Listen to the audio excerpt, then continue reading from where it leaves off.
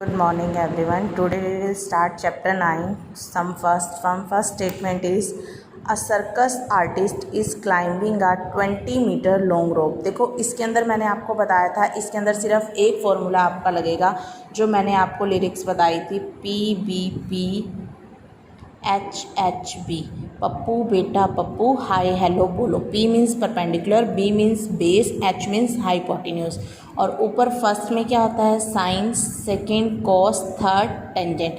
अगर साइन लगाओगे तो perpendicular upon hypotenuse cos, base upon hypotenuse tangent, perpendicular upon base. Similarly इसका उल्टा करोगे, साइन का कॉसिकेंट, कॉस का सीकेंट एंड टेंजेंट का कोटेंजेंट. ये आपको एंगल, और जो मैंने टेबल आपको बताई थी एंगल वाली, वो इसमें हम यूज़ करेंगे. अब देखो क्वेश्चन नंबर फर्स्ट स्टेटमेंट्स हम आएंगे इसमें.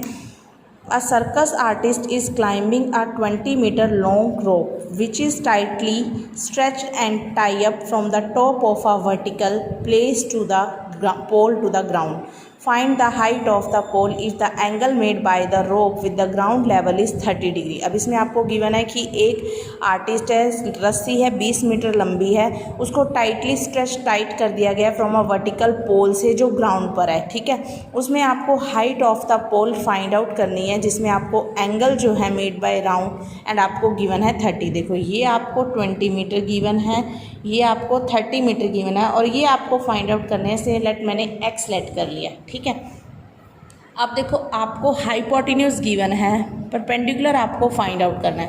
तो आप यहाँ से फॉर्मेट लगाओगे, परपेंडिकुलर अपॉन हाइपोटेन्यूज क्या होता है, साइन. अब हम क्या लिख सकते हैं यहाँ पे, perpendicular in right angle triangle ABC, right. क्या होगा, AB upon AC is equal to sine of 30 degree, right. AB की वैल्यू है x, AC है आपको given 20 is equal to sine 30. अब मुझे ये बताओ साइन 30 की वैल्यू क्या होती है, कौन बताएगा साइन 30 की वैल्यू. साइन 30 की वैल्यू देखो जब आप फाइंड आउट करते थे, मैंने आपको वो टेबल मैं कौन सी कह रही हूँ, देखो मैं दिखाती हूँ आपको टेबल. ये देखो आपकी बुक में भी गिवन है साइन 30 1/2, राइट. तो इस टेबल जो मैंने आपको कंस्ट्रक्ट की थी, इस पूरी टेबल का यूज़ होगा आपकी इस एक्सरसाइज के अंदर. तो अब देखो साइन 30 की वैल्यू क्या होगी, 1/2, राइट. क्रॉस मल्टीप्लाई करोगे, 2x is equal to 20, x is equal to 20 upon 2, 2 1 ज़ा, देन x की वैल्यू क्या आ गई आपकी 10. दैट मीन्स आपको क्या फाइंड आउट करनी थी, height of pole is equal to 10 metre. That's your answer. तो ये आपका फर्स्ट क्वेश्चन था. Now comes to question number second statement. देखो, a tree breaks due to storm and broken part bend so that top of the tree touch the ground making an angle with it. उसने कहा एक tree break हो रहा है storm की वजह से, उसका जो टूटा हुआ पार्ट है वो टॉप ट्री से ग्राउंड पे एंगल 30 डिग्री बना रहा है. The distance between the foot of the tree to the point, जो डिस्टेंस है फुट ऑफ द ट्री और पॉइंट के बीच में, where the top touches ground is 8 metre. Find the height of the tree. देखो अब इसका डायग्राम आपको खुद बनाना है. इसमें आपको मान लो ये एक ट्री है, ठीक है, वो यहाँ से टूट गया मान लो, और टूटने के बाद वो इतना एंगल बना रहा है ग्राउंड के साथ. वो एंगल उसमें आपको गिवन है 30 डिग्री का, ठीक है. और फिर उसने आपको कहा है कि जो टच कर रहा है, जो टूटा हुआ पार्ट है और जो यहाँ तक का पार्ट है, वो आपका कितना जा रहा है, वहाँ से आपको गिवन है 8 मीटर. आपको फाइंड आउट करनी है हाइट. और उसने कहा है कि जो ये पार्ट है रिमेनिंग, क्योंकि उसने कहा था ना broken part bend from the top of the tree making an angle, और where top touch is the ground. आपका ये वाला पार्ट और ये वाला पार्ट मैंने मान लो y लेट कर लिया, और ये क्या हो जाएगा x. अब आपको टोटल ट्री, इस ट्री की हाइट फाइंड आउट, क्योंकि ये तो बेंड हुआ ट्री है, बेंड हुआ ट्री. और ये अब देखो दोनों में से ना तो मुझे हाइपोटेन्यूज गिवन है, ना मुझे बेस गिवन है, और मुझे टोटल ट्री की. पहले हम क्या करेंगे, देखो ABCD मैंने ये कंस्ट्रक्ट कर लिया. अब आप लिखोगे, पहले हम ये फाइंड आउट करते हैं परपेंडिकुलर, ठीक है. परपेंडिकुलर और बेस से रिलेटेड फॉर्मूला लगाएंगे. In right angle triangle A B C, A B upon B C, tangent 30, right. A B की वैल्यू है x, बी सी की वैल्यू 8, टेंजेंट 30 की होती है 1/√3।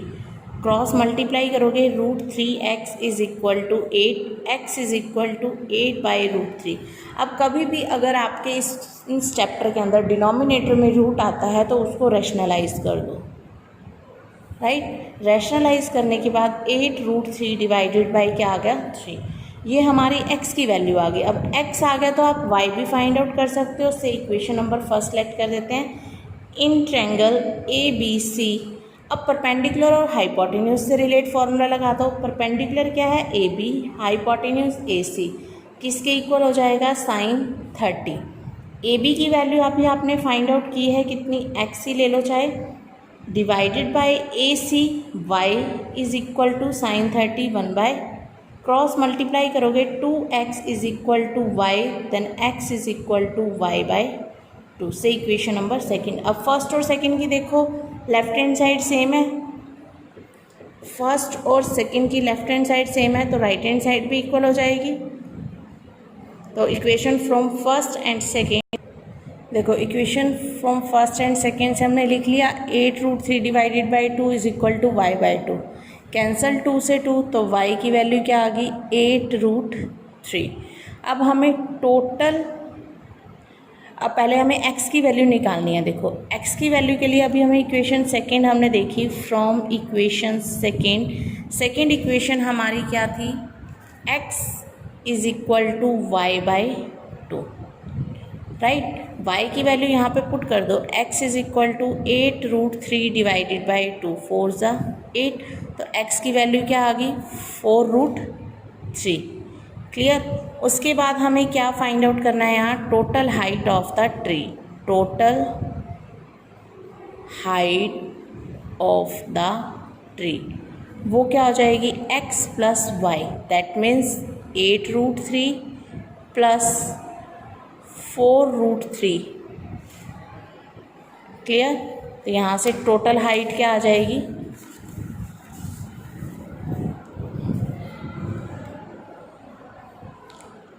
12√3।